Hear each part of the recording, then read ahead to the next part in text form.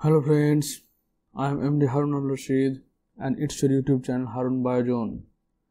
Today in this video, I will discuss about parturition and lactation. Parturition and lactation from the chapter Human Reproduction class 12, especially for NEET aspirant. So what is parturition? Parturition means childbirth. Okay?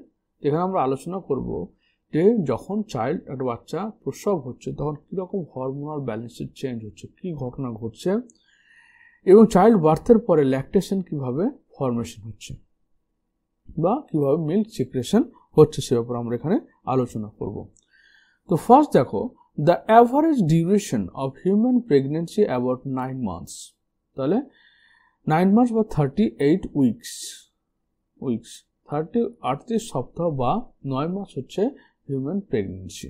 এই পুরো pregnancy পিরিয়ডটাকে আমরা কি বলছি? Pregnancy period যেটা থাকছে সেটাকে আমরা বলছি জেস্টেশন পিরিয়ড। হলো, which is called gestation period. Vigorous contraction of the uterus at the end of the pregnancy cause expulsion of delivery of the fetus.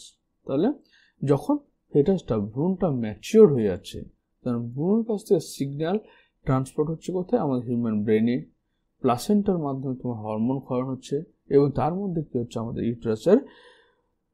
ইউট্রাসের ভিগারাস contraction অর্থাৎ খুব বেশি পরিমাণে সংকোচন হচ্ছে এবং সঙ্গে সঙ্গে ব্রেন থেকে রিল্যাক্সিং হরমোন বা হরমোন ক্ষরণ, ওভারি থেকে রিল্যাক্সেশন হরমোন ক্ষরণ হচ্ছে, যে হরমোনটা আমাদের সার্ভিক্সের মতো মাসেলগুলোকে রিল্যাক্স করে দিচ্ছে।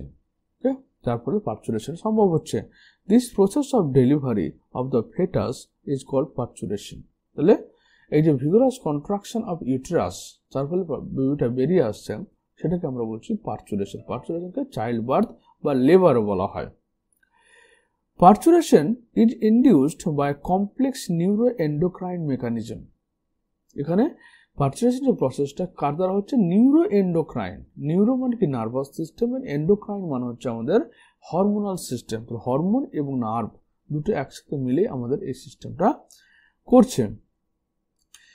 The signal for parturition originates from the fully developed fetus. তাহলে একটা ফেটাস যখন 9 মাস বয়স হয়ে যাচ্ছে, 38 সপ্তাহ বয়স হয়ে যাচ্ছে, তখন একটা ম্যাচিওর ফেটাস আর মায়ের পেটের মধ্যে থাকতে চাইছে না, সে তখন বেরিয়ে আসতে চাইছে। তার জন্য সে কি করছে?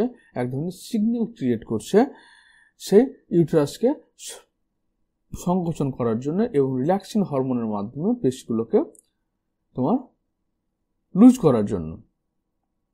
which induced mild uterine contraction called fetal ejection reflux. তার ফলে কি হচ্ছে? একটা মাঝামাঝি তোমার জরায়ুর সংকোচন শুরু হচ্ছে, যাকে আমরা বলছি মিল্ড fetal ejection reflux বলছি আমরা। This triggers release of oxytocin from the maternal pituitary. তাহলে মায়ের যে পিটুইটারি, এই পিটুইটারি গ্ল্যান্ড থেকে কি হচ্ছে? যখন এমব্রায়ো ম্যাচিওর হয়ে গেল, সে সিগন্যাল পাঠালো কোথায়? ব্রেনকে। ব্রেনের কোথায়? পিটুইটারি গ্ল্যান্ডকে। পিটুইটারি গ্ল্যান্ড তখন কি করলো? অক্সিটোসিন হরমোন ক্ষরণ করলো। Oxytocin act and the uterine muscle and cause stronger uterine contraction which is turn stimulate further secretion of extrusion. তাহলে এই যে অক্সিটোসিন আসলো, অক্সিটোসিনে কি করলো? ইউটেরাইন কন্ট্রাকশনটাকে স্টিমুলেট করলো, অর্থাৎ জরায়ু সংকোচনকে উদ্দীপ্ত করলো এবং কি করলো? সে আরো প্লাসেন্টাকে তাও এবং প্লাসেন্টা থেকে যেমন ইস্ট্রাডিওল ক্ষরণ হলো আর প্লাসেন্টা ফেটাস থেকে ভ্রূণ থেকে প্রোস্টাগ্ল্যান্ডিন ক্ষরণ হলো। এবার হচ্ছে কি, এই যে ফেটাস থেকে প্রোস্টাগ্ল্যান্ডিন ও কিন্তু অক্সিটোসিনের সঙ্গে মিলেই তোমার ইউটেরাইন কন্ট্রাকশন ঘটাচ্ছে। ইস্ট্রাডিওল কি করছে? অক্সিটোসিন মাধ্যমে ইউটেরাইন কন্ট্রাকশন ঘটাচ্ছে। প্রোজেস্টেরন হরমোনটা কিন্তু ইউটেরাইন কন্ট্রাকশন ঘটাবে না, কারণ এটা কি করছে? এটা প্রেগনেন্সিকে কন্টিনিউ করছে, প্রেগনেন্সি ধরে রাখছে, এটা কন্ট্রাকশন ঘটাবে না। তাই এই প্রোজেস্টেরন হরমোনটা কি করতে হবে? ইনহিবিট করতে হবে। ইনহিবিটের কাজটা কি করছে?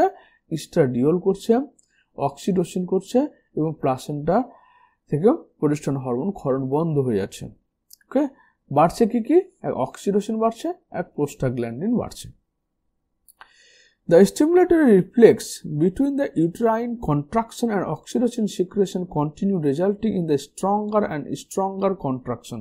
এবার অক্সিটোসিনের লেভেলটা বাড়তেই থাকছে, ওর সঙ্গে যুক্ত হচ্ছে প্রোস্টাগ্ল্যান্ডিন, দুজন মিলে কি করছে, জরায়ুর যে সংকোচনটাকে তোমার বাড়াতেই থাকছে, সময় সময় বাড়াতেই থাকছে। This leads to expulsion of the baby out of the uterus. এর ফলে কি হচ্ছে, বাচ্চারা তখন মানে এর মানে সার্ভিক্সের বাইরে অর্থাৎ জরায়ুর বাইরে বেরিয়ে আসছে। Soon after the infant delivery, the placenta is also expelled out uterus. কারণ এই অক্সিটোসিন প্লাসেন্টা আবার কি করছে, প্লাসেন্টা তোমার সঙ্গে সঙ্গে অক্সিটোসিন এবং প্রোস্টাগ্ল্যান্ডিন হরমোন ক্ষরণ করে। তাই কি করছে, বেবি যখন বেরিয়ে আসছে সঙ্গে সঙ্গে ওর প্লাসেন্টাটাও কিন্তু বেবির সঙ্গে কিছুক্ষণ পরে বেরিয়ে চলে আসে। What do you think the doctor induced delivery? যখন এরকম এই যে ইউটেরাইন কন্ট্রাকশন, যেটাকে আমরা বলি ডেলিভারি পেইন বলা হয়, বা ডেলিভারির সময় যে ব্যথা তৈরি হয়, ব্যথাটা আসলে কিছু না, সেটা হচ্ছে অক্সিটোসিন হরমোন এবং প্রোস্টাগ্ল্যান্ডিন দ্বারা তৈরি জরায়ুর সংকোচনের মাধ্যমে হয়। যদি নর্মাল এরকম ইউটেরাইন পেইন না হয় তখন কি করে ডক্টররা তোমার সিনথেটিক অক্সিটোসিন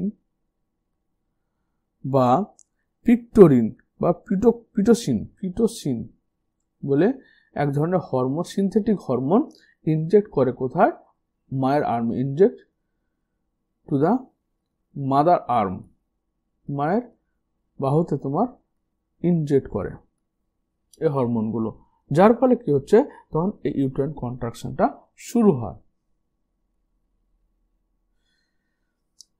এরপর আমরা পড়বো কি, তাহলে ইউটেরাইন কন্ট্রাকশন বাচ্চা চাইল্ড ডেলিভারি হয়ে গেল। এরপর আমার চাইল্ড ডেলিভারি হওয়ার সঙ্গে সঙ্গে এবার বাচ্চার খাবারের জন্য কি তৈরি করতে হবে, মিল্ক প্রোডাকশন করতে হবে। The mammary glands of the female undergo differentiation during pregnancy and starts produce milk towards the end of the pregnancy by the process of lactation. তো প্রেগনেন্সি যখন শেষের দিকে আসছে তখন ওই যে ফেটাস থেকে তোমার কি হচ্ছে, সিগন্যাল আসছে ব্রেনে তখন কি করছে, প্রোল্যাকটিন হরমোন ক্ষরণ করছে। প্রোল্যাকটিন হরমোনের কাজ হচ্ছে মিল্ক প্রোডাকশন করা মেমারি গ্ল্যান্ডের মধ্যে। This helps the mother in the feeding of newborn. তাহলে এবার আবার কি হচ্ছে, যখন নিউবর্ন বেবি যখন তৈরি হচ্ছে, জন্মালো, তখন সে নিপলকে যখনই শাকিং করবে তখন সেখান থেকে একটা একটা মেসেজ নার্ভাস সিস্টেমের মাধ্যমে কোথায় যাবে, সেটা তোমার পিটুইটারি গ্ল্যান্ডে যাবে। এবং পিটুইটারি গ্ল্যান্ড থেকে দুটো হরমোন ক্ষরণ করবে, পোস্টেরিয়র পিটুইটারি থেকে তোমার অক্সিটোসিন ক্ষরণ করবে, আর অ্যান্টেরিয়র পিটুইটারি থেকে প্রোল্যাকটিন ক্ষরণ করবে। অক্সিটোসিনের কাজ হচ্ছে মিল্কটাকে সিক্রেশন করানো, আর প্রোল্যাকটিনের কাজ হচ্ছে মেমারি গ্ল্যান্ডের মধ্যে মিল্কটাকে তৈরি করা। The milk produced during the initial few days of lactation is called colostrum, which contains several antibodies absolutely essential to develop resistance for the newborn babies. তাহলে মায়ের যখন প্রথম যে মিল্কটা, দুধটা বেরোয়, সেটা প্রচণ্ড গাঢ়, অনেকটা পুজের মতো গাঢ় হবে এবং হলুদ ধরনের হবে। তো এটাকে বলা হয় কোলস্ট্রাম, কারণ এতে প্রচুর পরিমাণে নিউট্রিশনাল ভ্যালু প্রচুর পরিমাণে এতে IgA বলে অ্যান্টিবডি থাকে, এবং মায়ের পেটে থাকার সময় বাচ্চার নাড়ির মধ্যে যে ময়লাগুলো জমে থাকে, সেই ময়লাগুলো কোলস্ট্রাম যখন খাওয়ার সঙ্গে সঙ্গে মলের মাধ্যমে সেই ময়লাগুলো বেরিয়ে আসে পেট থেকে বলে নাড়িটা পরিষ্কার হয়ে যায়। Breastfeeding during the initial period of infant growth is recommended by doctor for bringing up a healthy baby. তাহলে ইনিশিয়াল স্টেজে মায়ের দুধটা বেবির জন্য সবচেয়ে ভালো ফুড বলে ডক্টররা প্রেসক্রাইব করেন।